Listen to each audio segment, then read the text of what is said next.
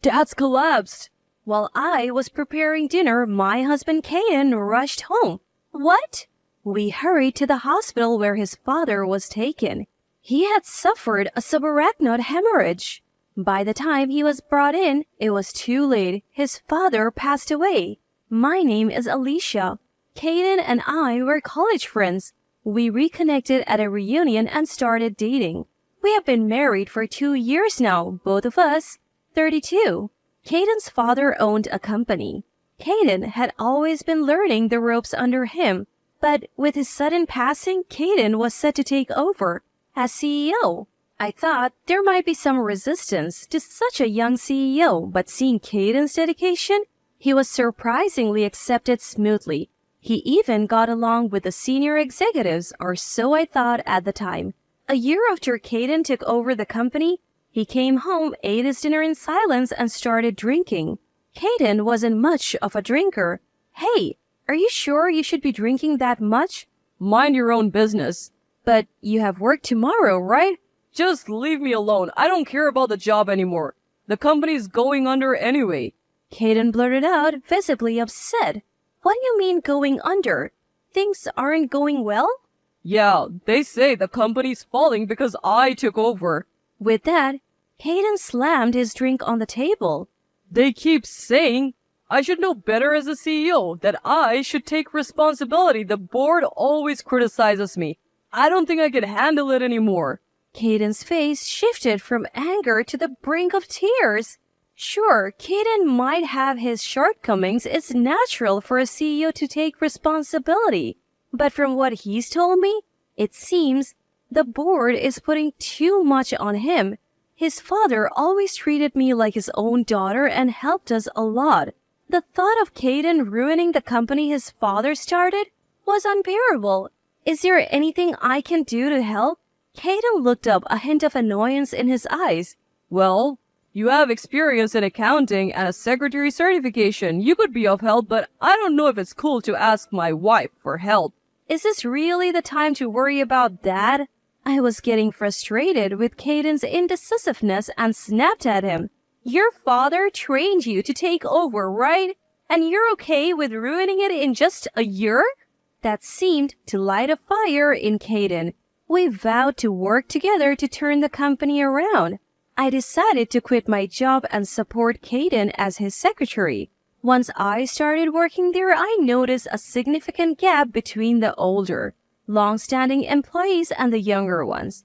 Despite the world moving towards digitalization, the older employees were stuck in their ways, leading to inefficiencies and extra costs. When I tried to implement changes, they resisted fiercely, but I stood my ground. But I said, if you can't adapt, you're welcome to resign. I was met with glares, but saving the company was the priority. The reforms Caden and I initiated started to show positive results. The older employees, though initially resistant, began to adapt, learning from the younger ones. As the company's atmosphere improved, so did interpersonal relationships, which positively impacted other areas of the business. We even managed to secure new clients, and the company began to stabilize. A year later, the company made a remarkable turnaround, achieved rapid growth. We have been through a lot last year and couldn't celebrate. How about we go out for dinner for our anniversary this year? Sure, next month is our wedding anniversary. Lately, we haven't had any private time together, but I have been longing for some. But Caden's response was cold. Am I the only one excited? He is busy now, but I'm sure he's thinking about it too. That's what I thought as our anniversary approached. After work, Caden called me over. Maybe he's going to tell me about plans for later. I was foolish to even hope for a moment.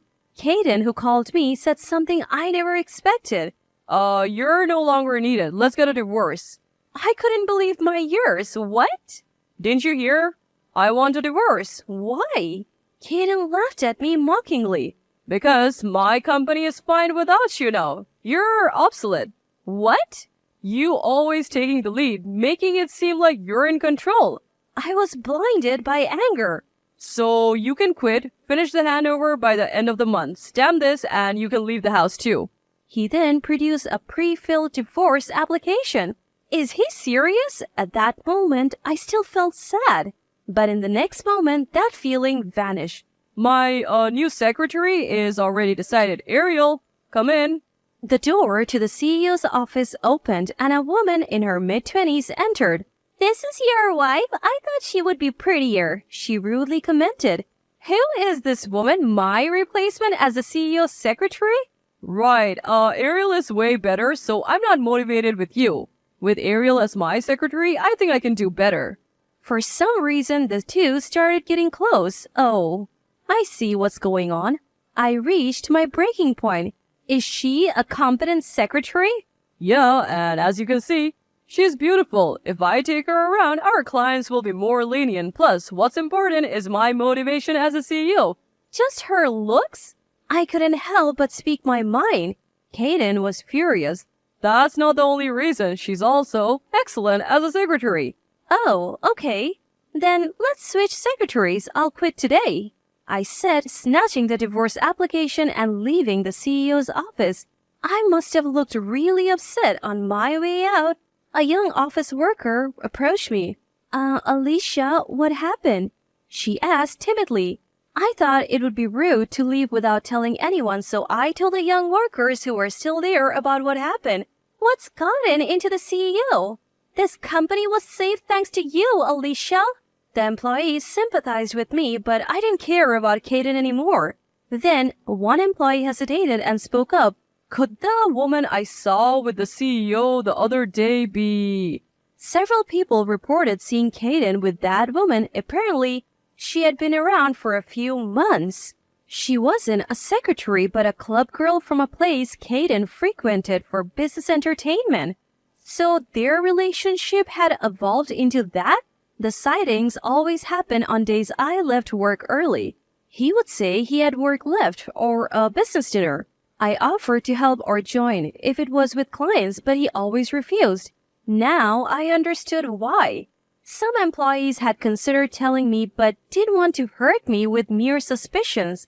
They decided to wait for concrete evidence, although they tried to persuade me to stay. I couldn't. After all, Kaden was still the CEO. I said my goodbyes. Most of the executives had gone home, but a few remained in a conference room. I knocked on the door. When they opened, they looked flustered. I noticed some documents but ignored them. I've decided to leave the company. Please take care of things from now on.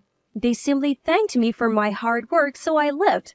The next day, I quickly found a new place and moved out while Kaden was away. I filed the divorce papers and took a deep breath. What had my life become?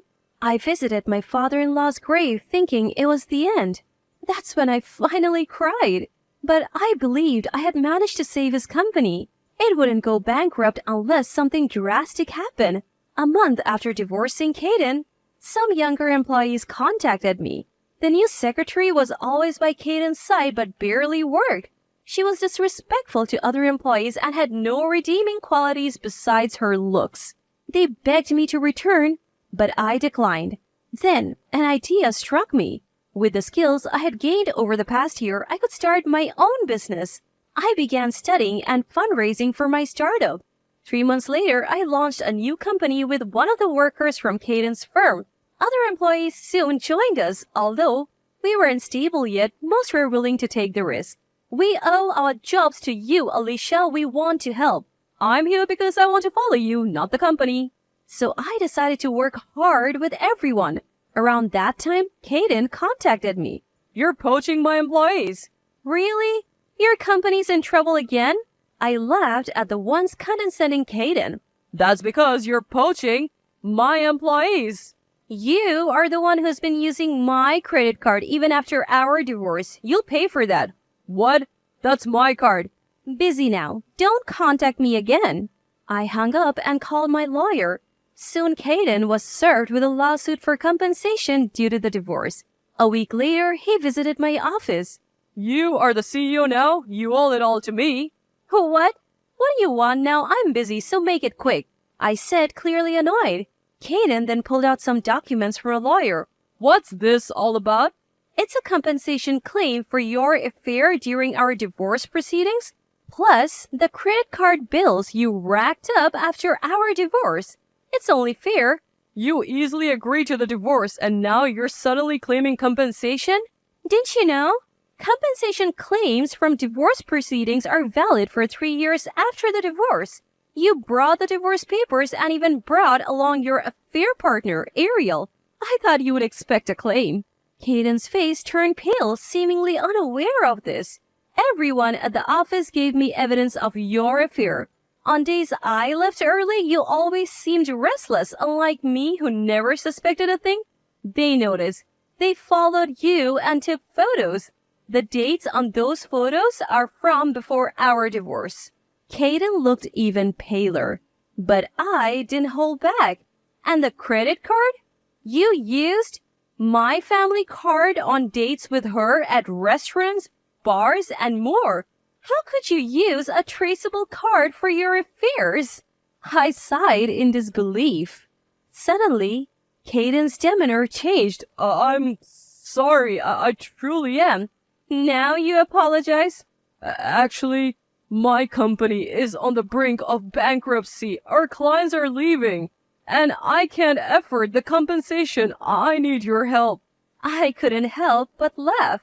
How many times will you run your company into the ground? If you're in such a pinch, why not ask your competent secretary for help? But Ariel, she doesn't even have a secretary certification and can't do the job. My laughter grew louder. You said her beauty would charm clients, right?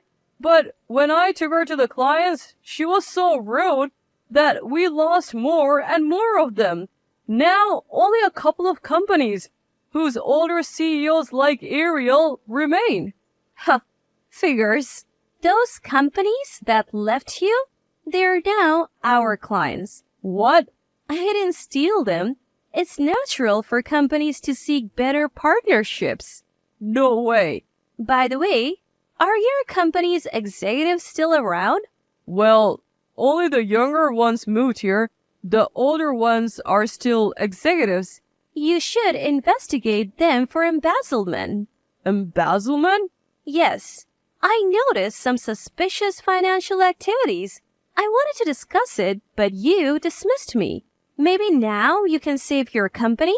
They probably made you CEO because they thought they could easily embezzle. Caden was speechless, but I wasn't just being kind. So you'll probably save your company. Make sure to pay the full compensation from our divorce in one go. Considering the division of assets, you can't afford it. Don't come here anymore. You're a distraction. I sent a dejected Caden away and got back to work. Later, I received the full compensation from Caden and Ariel. As for his company, they are suing the executives for embezzlement, but it seems they will go bankrupt. After all the effort to save it, he lacked business acumen.